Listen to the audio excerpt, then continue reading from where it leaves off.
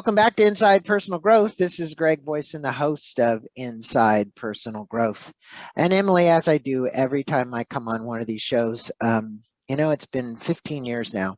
So I have to thank the listeners from around the world that come from everywhere. And so for all of you who listen and continue to tune in, thank you for your support, for your emails, for your recommendations. We really appreciate it. And joining us from Malta today, a little island off the coast of Italy, right? I get that right? Yes. Okay. Is Emily Francis.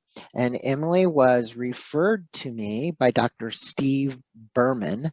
And Steve has become a personal friend because he lives locally here in San Diego.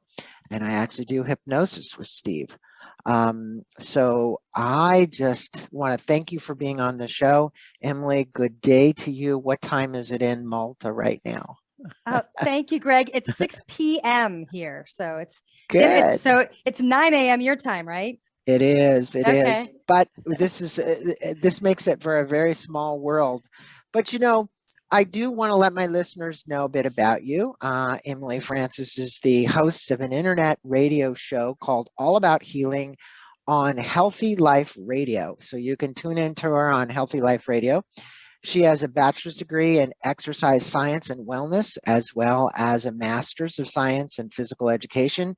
And she focuses on human performance. She graduated from the Atlanta School of Massage and Clinical and Neuromuscular Massage Therapy and went on to specialize through Dr. Vaughter Schools North America in manual lymphatic drainage and combined the digestive therapy, working specifically with lymphatic, a chronic condition, most notably results from the effects of cancer treatment. And I actually have a son who has chronic myelogenous leukemia, so I know this well. Emily's the author of books called Stretch Therapy, a comprehensive guide to individual and assisted stretching. She's also Witchy Mama, Magical Traditions, Motherly Insights, and Sacred Knowledge. The Body Heals Itself, how deeper awareness of your muscles and your emotions connections can help you heal. And now she's got the new book out, Healing Ourselves Whole, which is an HCI book. That's the one we're going to be speaking about. And I want to show my listeners a copy. Look at that.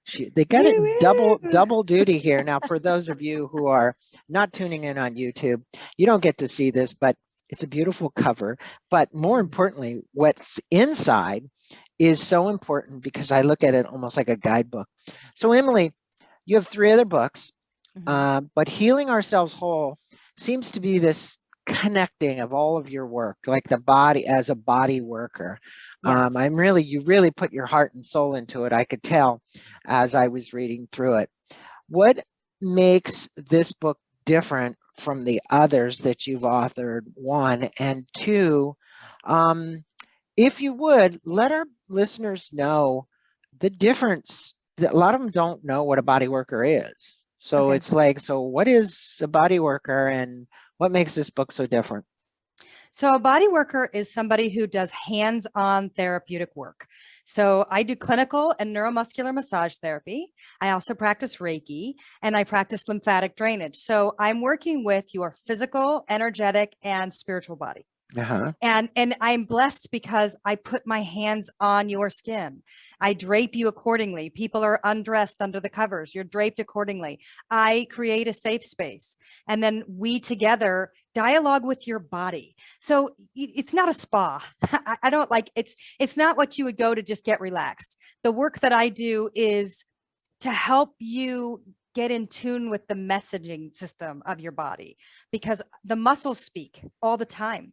Your body speaks all the time, but unless you've learned how to listen, it seems to take a destruction before people finally hear the messages that your body's been knocking with for a really long time.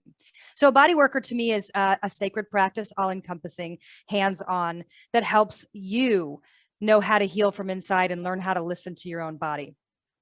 This book, Healing Ourselves Whole, what makes this book different? Yep. It's the work you do alone. So it's like a trilogy. I did like a trilogy of healing books. The Body Heals Itself is Why do we carry pain where we do? Why is it that I keep seeing the same chronic pain patterns associated with the same emotions per muscle group? So that's in the Body Heals itself.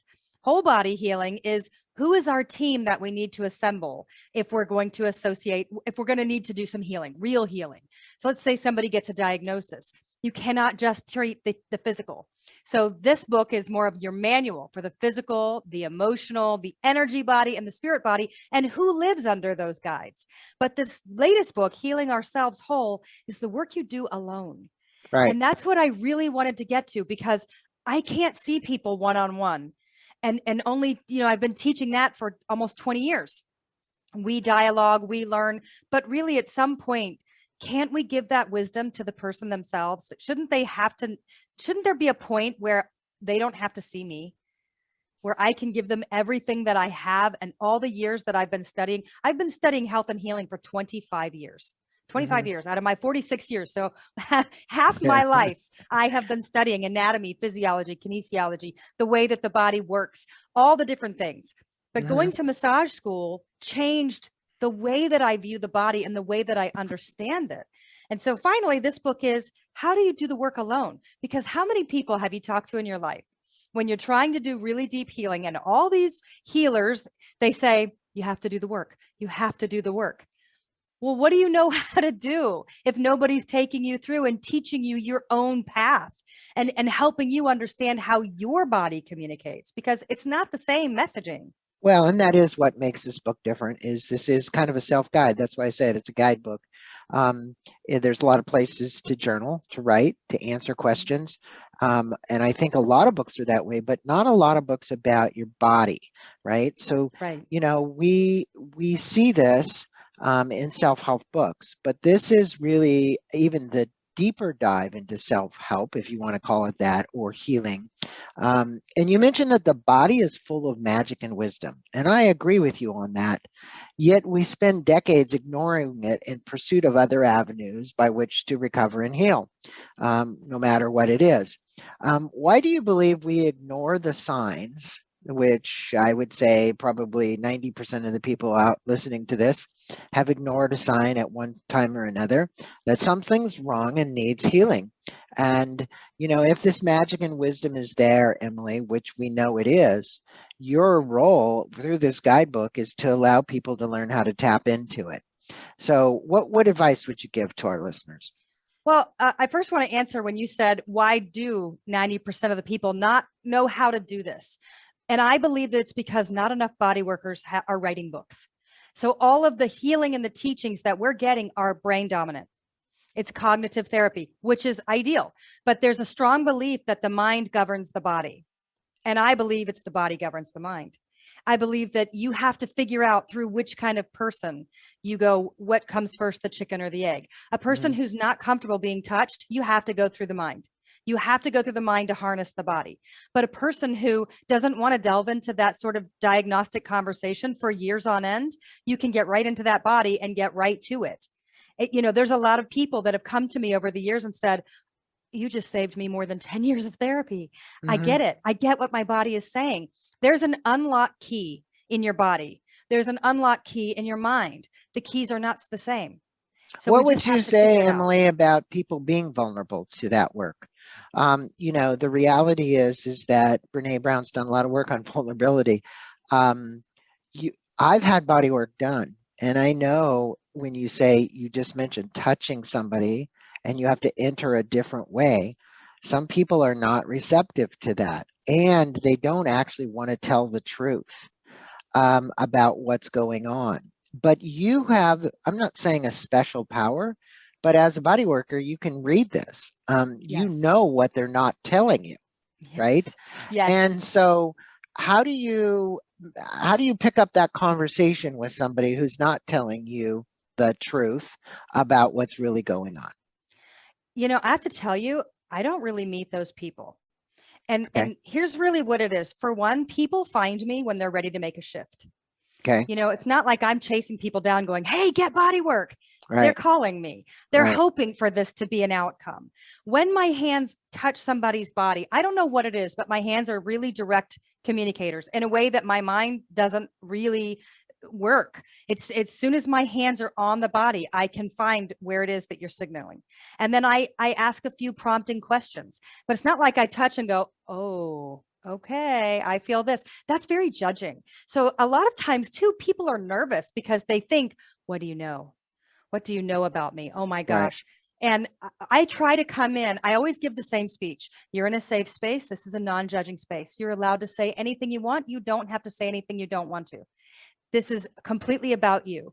And I'm here to help, but I don't expect anything from somebody. I mean, you're here on your own accord, and I want to know what your intention is for this session. But if they're not comfortable with that kind of work, who am I? I'm Yeah. not going to push that then. Well, But a good lot of point. times the clinical part of me, though, is very helpful because I'm not coming in, even though I practice energy, I'm not overly woo woo, if you will. Right. So I don't come in and go, oh, your aura is off. Instead, I'll say, all right, this is the muscle. This is the origin. This is the insertion. This is the way your fiber direction goes. This is what I'm going to do and why. So I even do that in the energy place. This is what I'm doing. And if I'm touching like vulnerable areas, I put their hand on top of my wrist. You're in charge. This is a breaker. If you're not comfortable, pull me out. Got it. This is a very, we're a team. Well, I For think their that's the healing. reason for the book, because they can do this in the comfort of their home Yes. and figure this out. And again, it's not a plug per se, but if you would have apprehension, you'd certainly want to get this book and work through the book, right? Now, Right. Emily, you have a chart in the book that's really kind of the quintessential, I think, point of much of this book, and it addresses the Fab Four and the Heavy Four. And if you would tell the listeners more about the pyramid, the chart, and what you're referring to about the Fab Four and the Heavy Four. So I am the creator of the somatic emotion chart. And don't let that overwhelm you. The word somatic simply means body. Mm-hmm. It's your body emotions. So if you were to go to a therapist, they would make you look at, not make you, but they would ask you to look at maybe a feeling wheel or an emotion chart, and you'd have all these overwhelming words. How are you feeling? What are you resonating with? Well, your body doesn't really work like that. There's very key emotions that your body stores that every time I work, it's these same things. Trauma, shame, and guilt come together like three dysfunctional best friends. Where Mm-hmm. there's trauma, there's going to be shame, there's going to be guilt. The cycle, it's a circle. They're in your tissues. And then grief. So the heavy force, trauma, shame, guilt, grief. Grief is its very own beast. It's not the same as the trauma, shame, guilt cycle. So grief is something that I'm not asking you to release. I'm asking you to learn how to hold so it's not so heavy. But I'm also saying nobody has any right to tell you how to grieve or for how long or any of that. I give you permission to feel the grief. Then we have a action bridge, which is suppress, which keeps you on the heavy four.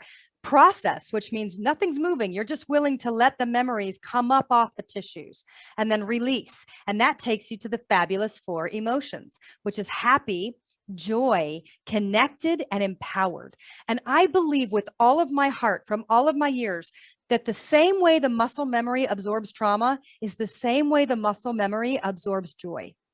So all of those really fabulous, really healthy emotions are sitting in the same body system, waiting to be unlocked and reproduced for more health and healing. So joy is actually a physiological response in the body. It sits in the muscles and in the soft tissue. Happy is lighter than that. Happy is more of a daily occurrence, but it happens so often that you recognize the pattern, but it's not as deeply embedded. Joy is deeply embedded the way that trauma is deeply embedded. And then connected is more of, imagine if all the parts of your body were on the same one team, heading towards the same goal.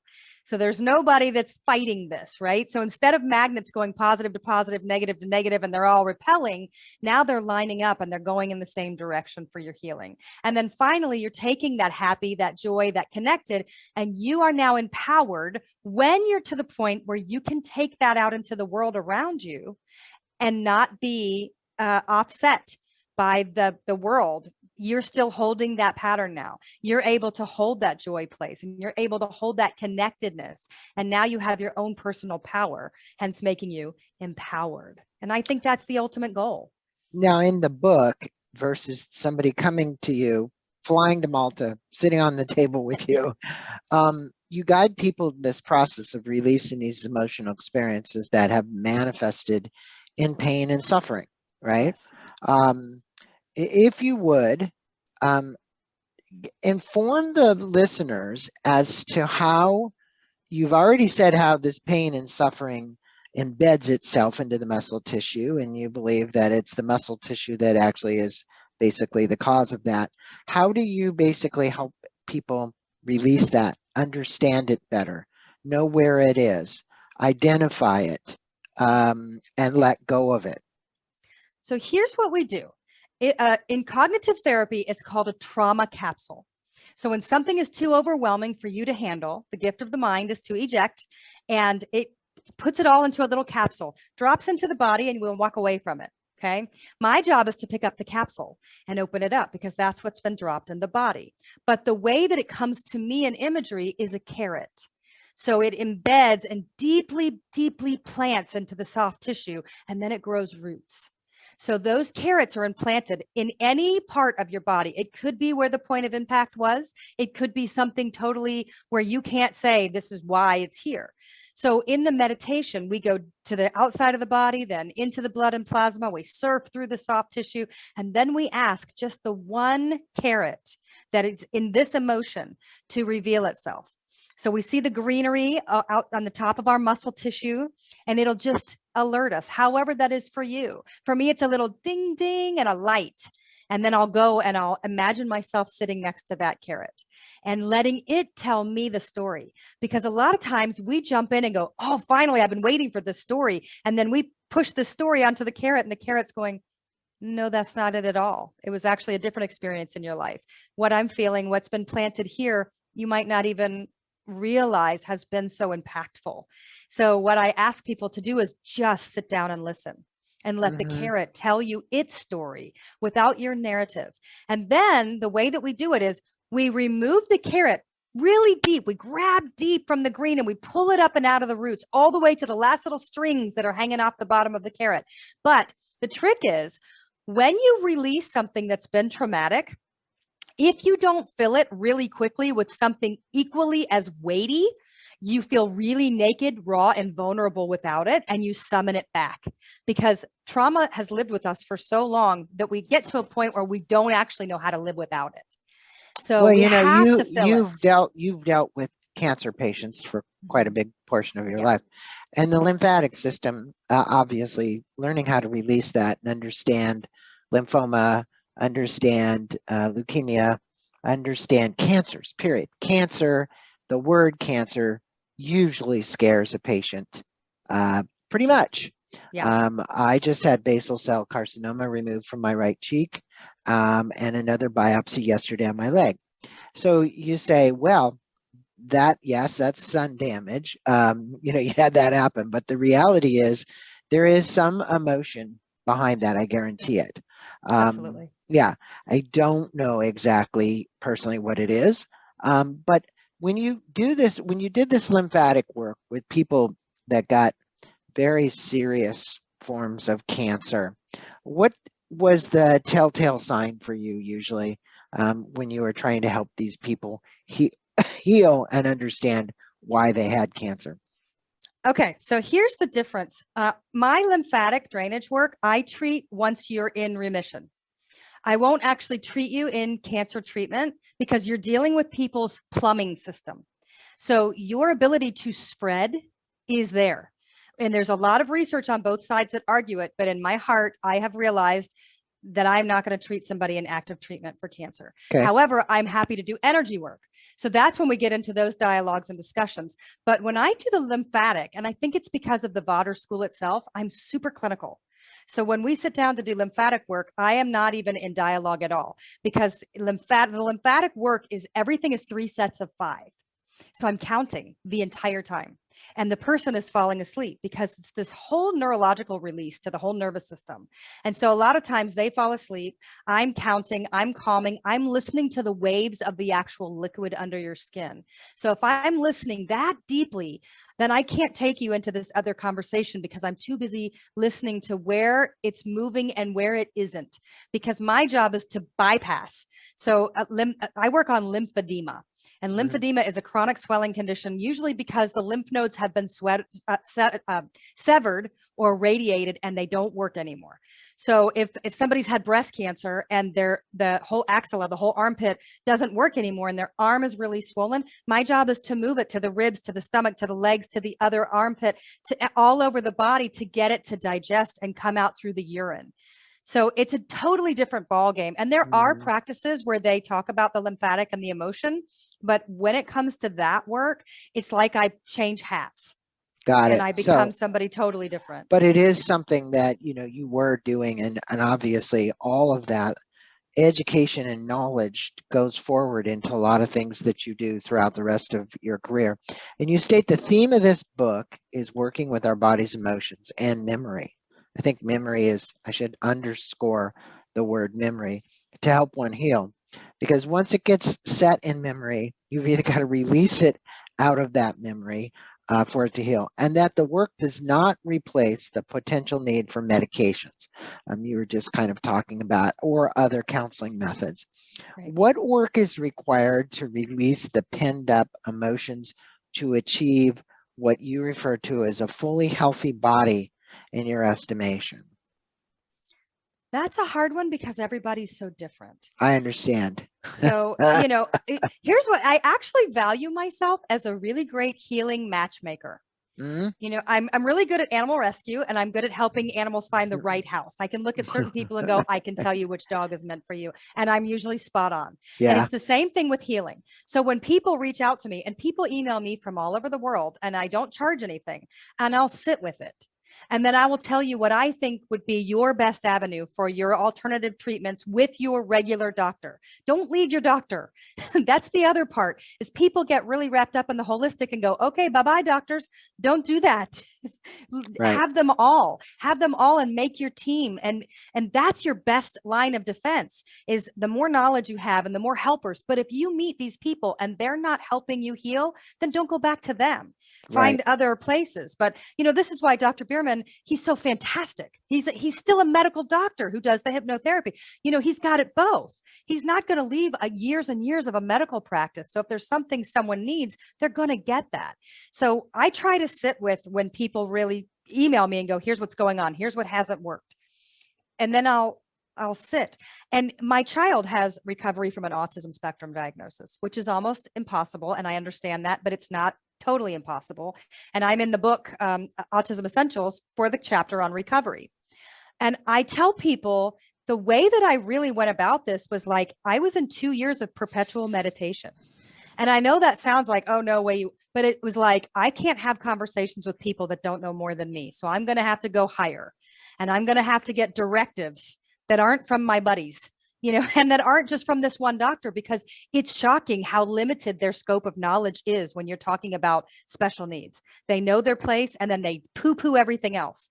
And your job is not to listen to that and then go into that deep, perpetual state of meditation and go, okay, Spirit, you show me and help open the doors. And I promise you, I will not fight you. So people that come to me for any of this, my biggest thing is, you cannot come in with blinders. You have to come in and be really, really open, because it might be snake oil that you need. Really. I mean, you have a mother with a special needs child. They might be the most uber religious. No way am I doing these things. And then all of a sudden you have a child and you go, all right, I will rub my whole body in snake oil if it'll help them heal. And then the blinders pop off and it's like, okay, let's open up. There's a ton of healing in the world, all over the world. And what you might do in India or Pakistan or someplace else doesn't exist in America until you start looking. And then you find out that there's a practitioner 2 blocks down. Right. You just didn't know. They're everywhere. They are. And, it ranges from shamans to MDs, right? And I guess the question then is, you haven't really told your personal story, and I don't know how much of it you want to tell, but you refer to it in the book. It's a depression. Mm-hmm. And I think that, for our listeners, they may really want to know just a tad bit about, your own personal history. That gives you, I won't say the right, but kind of the credentials, because obviously you went to all these schools, you had all this teaching, but even more importantly, you did that because there was a big pain you had. Right. Right. I'm happy to share that. So I Okay. find that, you know, psychologists and anybody in the healing fields, they didn't come there just because they're good scholars. Right. They found this vocation because they had to heal. Right. And that's me too. So I was a lifelong aerobics director, kickboxing, martial arts, yoga, the whole gamut. But my dad died really young. He was only 43. He was playing tennis. He died of a heart attack. I was 13. We were given about 2 weeks to grieve. And then that was it. No conversation, no therapy, no help. So I'm a 13-year-old that's all of a sudden my favorite human on the entire planet is gone. And I'm telling myself, maybe he's in the witness protection program. Maybe he lives in Las Vegas. I never saw a casket. I never saw a body. I saw no proof. He was buried in a faraway state because my mom thought if she buried him local, she'd never get me out of the cemetery. I Mm. didn't even get to see his grave until I got old enough to drive there myself. So I had all these years of deep rooted trauma that I would wake up in the middle of the night and do push-ups to like restart my heart because I thought I was dying all the time. And I put it away. And then I started exercising all the time. And I hit 25 and I stopped drinking because I was getting to that place of no return. But at the time, it wasn't like I was looking at myself saying, hey, you're self-medicating. Hey, sister, you're a really good partier, but this Yeah. is getting really out of control. But I knew I was really at that place. I was at that crossroads that if I kept going, I wasn't going to make it back. So Mm-hmm. I did a year of sobriety. And I always say this, the mask dropped and the crazy appeared. And all the things that I had spent a lifetime shutting and shoving into my heart space came flying up with a vengeance. And I did 7 solid years of therapy, of hypnotherapy, EMDR therapy, psychiatry, channeling, sweat lodges, crystal therapy. I did soul recovery and extraction. I did herbs. I did acupuncture. I did everything I'd ever heard of. Do you But even I do was totally, ayahuasca? I wanted to. I wanted to, but I couldn't find anybody actually. Nowadays, I probably would go there first, to be honest. Yeah. But at the time, I was super against medication, Yeah. super, because all my holistic people kept saying to me, "No, it's a Band-Aid. No, you can't do that. You would be failing." So 7 years. And then I'm reading a book called Embracing Fear by a psychotherapist named Tom Rutledge. And that's THOM, Tom Rutledge. And I wrote him an email. And I was like, Dear Tom, I'm reading your book. I'm working on my own book about healing from anxiety through spiritual avenues. And it turns out I'm a big, fat, phony liar. I'm a faker. I'm a liar. I'm a fraud. I failed. I failed. And he wrote back and he was like, oh my God, you are so dangerous. You are so dangerous. He's like, what? Why? May I ask why you're so against medication? And I said, oh, no way. That's a Band-Aid. It's against my holistic philosophies. I don't believe in medication. I tried it once. I felt like I was in a coma. It's a no. And he said the most profound thing to me that no one ever said before. He said, wow, I think you've missed a really important piece of information. The brain and the mind are not the same thing, and they cannot be treated the same way. And he said, the mind is where the thoughts and behaviors lived. And you have done a spectacular job helping your mind with all of your therapies. But the brain is an organ. And if your organ is out of balance, he goes, you would not hesitate if it was your heart or your kidneys or your liver to save your life. You wouldn't Mm-hmm. hesitate, would you? And he said, why are you so against this? And so I went to my regular doctor and I said, I think I want to try a really low dose of anti-anxiety. And he put me on a child's dose. And for 3 years, I took that medicine and I never had to go to an adult dose. But what it did is it put a wall between anxiety and panic. So I could still feel all my feelings and learn how to manage them without getting so drugged out that I missed that part, which I think is the sad part about what usually happens. I think people miss the place to navigate because they're so drugged over that the bridge that could be put in there is removed. But I was able to still feel anxious and learn how to bring myself back. And I saw a part of me that I thought died a long time ago. And for me, it was like putting my life into new pieces because I never am going to be the person that I was. And God, I wish I could. I wish that I wanted to go back to the gym and teach a bunch of classes. I really do, but I don't want to. It's not who I am anymore. And Right. I saw this poster the other day and it was so powerful. It said, you don't recognize this person because I put my pieces back differently. Mm-hmm. That's a good one. And I thought, that's me. I am a new version. And I've been this version now for more than almost 10 years. So it's not like I'm saying it and going, hey, this sort of is working. It's worked. I'm there. I'm not on medication, but I can handle and manage those feelings. They're not gone, but they live with me in a softer, smaller way. Well, the And way I look now, at it is you got beamed up and then you got put back together on the other yes, side, you know? So, yes, you know, it's it's beam true. me up, Emily, Beam and me then come up back down on the other side. and then And come all the back down. pieces and parts came back together in a They different did. way. They You know, did. And they're here. it is for a lot of people that it's a reprogramming. It's looking at the pieces of the puzzle, ascertaining what's good, and what is it that's not so good that I want to remove, and how can I do that? And you know, you mentioned that emotions are not words. Feelings can be put into words. Emotions are tied to the actual physiology of the body. That's what we've been Yes. talking about. Yes. You state that we express our feelings and that we experience our emotions. Totally agreed. Um, how can we change how we embody our emotions to better heal? Because look, emotions are something that, you know, I always tell people, take a deep breath before you answer, because you've been charged by somebody else's statement, which got your feelings ruffled, which then changed your emotional state, which you're about ready to react to. And that reaction is probably going to be negative, right? Right. So, what would you tell people about getting in a better altered state from those emotions and feelings? To sit down. Yeah. Sit in it. Sit in the actual fire. And then learn how to get comfortable with the discomfort, because the discomforts are going to rise and they're going to try to burn you out and freak you out. But you have to learn how to sit. And the more often that you sit in it, then the less strong the flames become. And here's what I've learned as of late. The more interviews that I give, the more that I have realized something really even more powerful. I talk about in the book, are you willing to let the discomforts rise? Are you willing to get naked and raw and sit in those discomforts? But now I'm realizing it's a bold, brave move if you're willing to sit with the joy, Mm-hmm. because that's actually, we get really accustomed to carrying trauma with us. It becomes a little friend on our shoulder, and we now know how to live with it because it's been around so much. Right. But when you feel joy, that is even scarier, because when you allow yourself to be fully present in that space, how many times do you couple it with a fear-based thought? Mm-hmm. Now tragedy's right around the corner. That's it. I'm screwed. I'm setting myself up for this because I just had the time of my life, which means it's got to go back down. But can you sit with the bold, brave move and let the happy joy come into your life and rise all the way up without getting up and running and without letting yourself have a coupled thought of fear based? So now I feel like that's the brave move.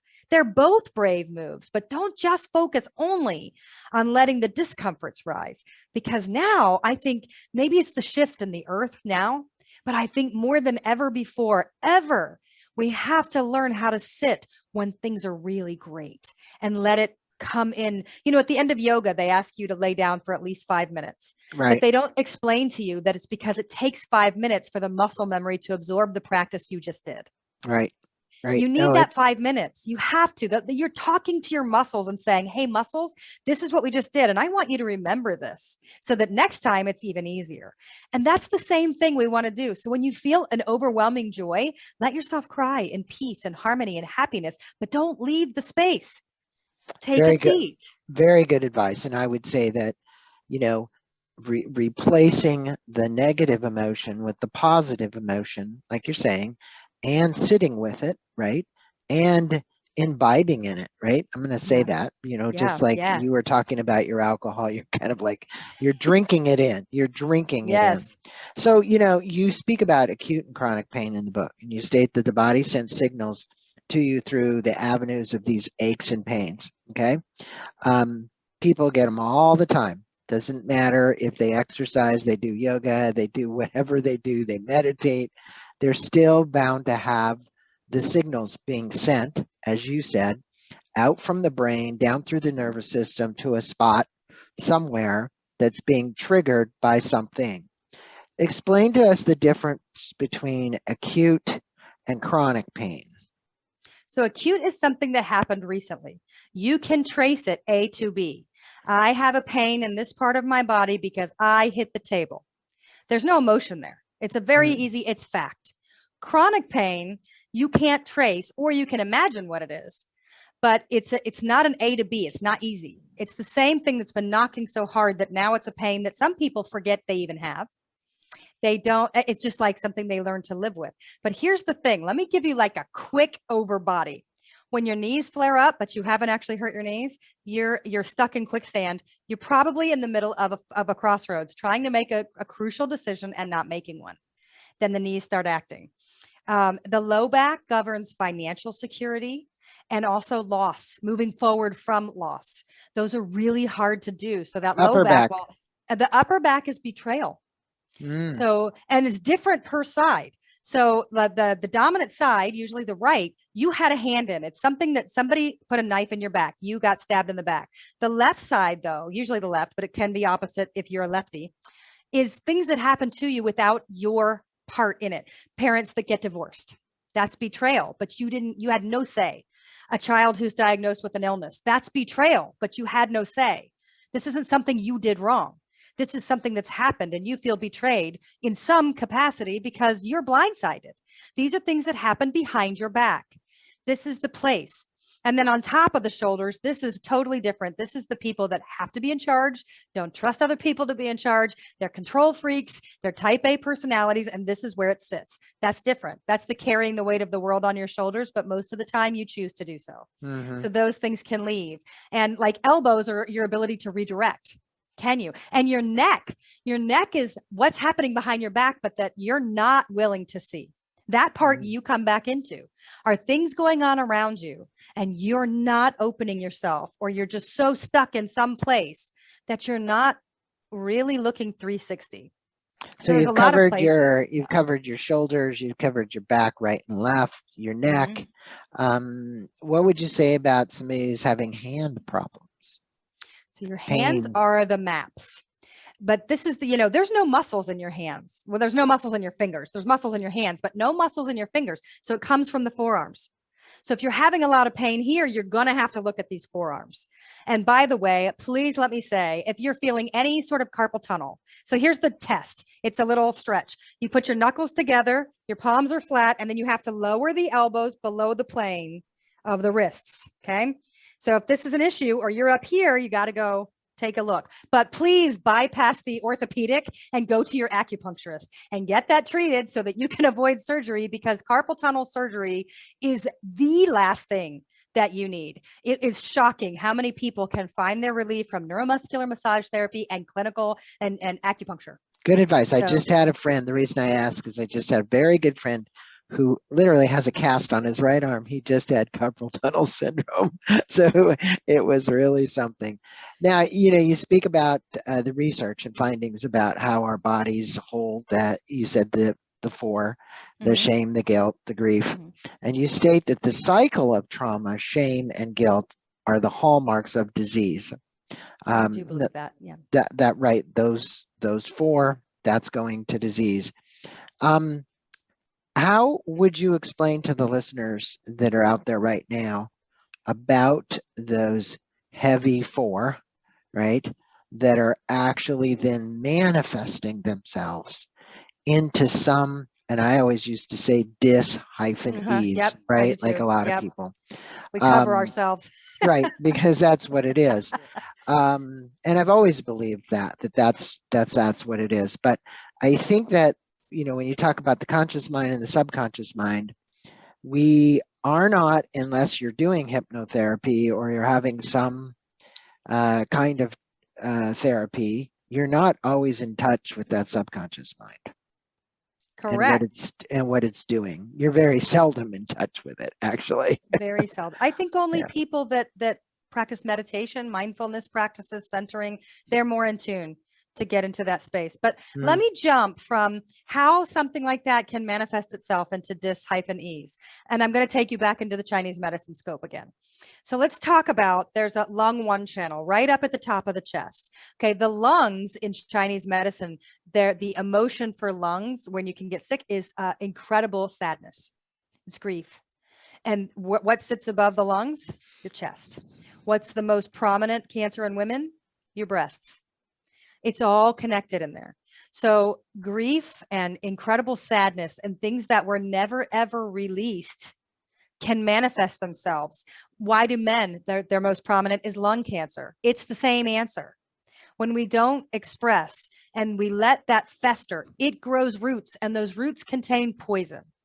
And so anybody that is going through cancer treatment, they have to address their emotional body. They must. It has to be an actual partner with the physical treatments that you're getting. It must. Because otherwise you're leaving the roots planted. Even if you have surgery and they remove lots of parts, you're leaving the roots planted. So Right. you have to look at where in your body, and then you have to find the right practitioners. I wouldn't go through a healing practice without bringing in Chinese medicine. That's me personally. There's no way I'm going on a healing trip and I'm leaving my acupuncturist on the side of the road. No Right. way. And there's a lot of other ones, but to me, it's my number one go-to. And a lot of Americans, it's their last resort. And it shouldn't Yeah, be. well, I mean, look, the chakra, being able to move the energies through the body and utilize acupressure, acupuncture properly, it's proven. I mean, I've done it, so I understand, and you've done it, and you've actually realized the benefits because you can feel it when they actually put the needles in. It's like, oh wow, it's like it's moving. And so, I think your book is a guidebook for people that are out there that either have some experience with this, what we've been talking about, or maybe don't have some experience. But the reality is, this is going to allow them to take a deeper dive and to start asking some questions and to go there.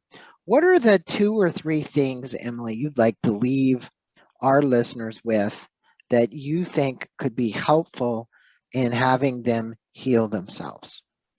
Thank you for that. My first one, I'm just going to refer to the book itself. I put the power in your own hands. So I do want you to know that with this book. Also, that the audiobook releases on the 22nd of this month. So if people don't like to read the books, the audio is coming out. But the other things that I want to leave people is that don't let anybody put the lid on the jar of possibilities for your healing. Do not let anyone tell you that there's not an option in healing, because there is. There are different ways to get to the same end goal. Right. And your job is to look really far and wide and to find them and to figure out how to go deep enough within yourself that you can figure out what people, what practices resonate deep enough to help make a change. And this is the last part. Healing is possible. Miracles happen every day, and healing is possible. And your body is full of magic and wisdom, but it's almost impossible to do alone. So even though I give you the power here, don't think this is it. You have to assemble your team. You got to find your people, and they have to be able to support your healing. And that's your job for yourself, for your life. Well, you have 2 sites. I know you've got Emily Francis, Francis, which we're going to put a link to.com. And you've got the book title. It's Healing Ourselves Whole Book.com. Is that correct? Just healingourselveswhole.com. Yeah. Okay. So either one of those websites for my listeners, they can go to. It's the same website. Okay. So you're going to be able to get take there. You to the same page. Yeah. Okay. So at the website, there's all kinds of resources. You can order this on Amazon. We're going to have it. That somatic chart that we were talking about is there. We'll put a link to that as well. And Emily, I'm so glad that Dr. Berman put us together. He's over in Germany right now teaching. Oh. So thank you for being on the show from Malta today and spending a few minutes with our listeners from around the world. Please go out, like she said, if you don't want to read, you got the audio version that's coming out. Pick up the audio version of the book as well. Thank you, and namaste to you. Namaste. And enjoy the rest of your evening with your family. Thank you so much. Thank you for having me.